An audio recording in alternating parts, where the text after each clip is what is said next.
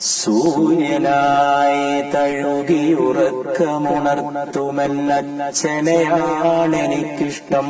ഞാനൊന്ന് കരയുമ്പോൾ അറിയാതെയുരുകുമെന്നച്ഛനെയാണെനിക്കിഷ്ടം. ഞാനൊന്ന് കരയുമ്പോൾ അറിയാതെയുരുകുമെന്നച്ഛനെയാണെനിക്കിഷ്ടം. കല്ലെടുക്കും കണിത്തുമ്പിയെപ്പോലെ ഒരുപാട് നോവുകൾക്കിടയിലും പുഞ്ചിരിച്ചിറകുവിടർത്തുമെന്നച്ഛൻ. പുഞ്ചിരിച്ചിറകുവിടർത്തുമെന്നച്ഛൻ. എന്റെ കയ്യിൽ ഒരു പുസ്തകം വന്നു. ആ പുസ്തകം എന്നെ വികാരാധീനനാക്കി. ആ പുസ്തകം വായിച്ചിരുന്ന് പല സമയത്തും എന്റെ കണ്ണ് നിറഞ്ഞ് ഞാൻ കരഞ്ഞു.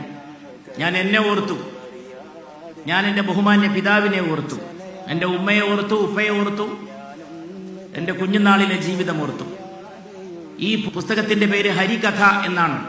അതിന്റെ ആദ്യത്തിൽ എഴുതിയിട്ടുള്ള വരികൾ ഇപ്രകാരമാണ്: ജീവിതത്തിലെ എല്ലാ അധ്യായങ്ങളിലും അച്ഛനാണ് വിളക്കുമാടം. അച്ഛന്റെ നിശ്ചയദാർഢ്യവും അച്ഛന്റെ നിരന്തരമായ അധ്യയനങ്ങളുമാണ് എന്റെ നേട്ടങ്ങളുടെ മുഴുവൻ നെടും തൂൺ. അങ്ങനെയാണ് ഹരി എഴുതിയിട്ടുള്ളത്.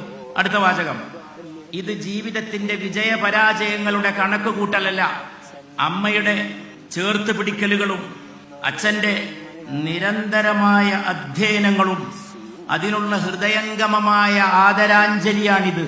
ഇങ്ങനെയൊക്കെ ഒരു മകന് അച്ഛനമ്മമാരെ പറ്റി തന്റെ ഏത് പ്രായത്തിലും തോന്നുന്നുവെങ്കിൽ ആ മക്കൾ തന്നെയാണ് പുണ്യം ചെയ്ത മക്കൾ. ആ മക്കളെ ഈ ഭൂമുഖത്തേക്ക് കൊണ്ടുവന്ന അച്ഛനമ്മമാരാണ് യഥാർത്ഥ സുഹൃതത്തിന്റെ ശില്പികൾ.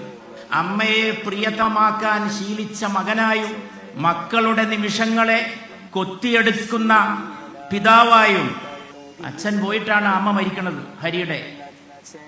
അപ്പൊ അച്ഛന് ശേഷം അമ്മ കുറെ കാലം ജീവിച്ചിരുന്നു.